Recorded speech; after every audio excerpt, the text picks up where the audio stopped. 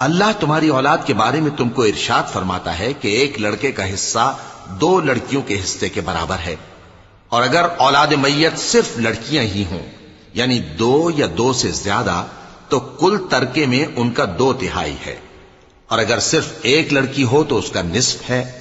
اور میت کے ماں باپ کا یعنی دونوں میں سے ہر ایک کا ترکے میں 6واں حصہ ہے، بشرطے کہ میت کی اولاد ہو، اور اگر اولاد نہ ہو اور صرف ماں باپ ہی اس کے وارث ہوں تو 1/3 ماں کا حصہ ہے، اور اگر میت کے بھائی بھی ہوں تو ماں کا 6واں حصہ ہوگا۔ اور یہ تقسیم ترکہ میت کی وصیت کی تعمیل کے بعد جو اس نے کی ہو یا قرض کے ادا ہونے کے بعد جو اس کے ذمے ہو عمل میں آئے گی۔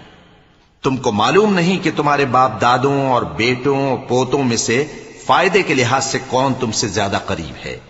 یہ حصے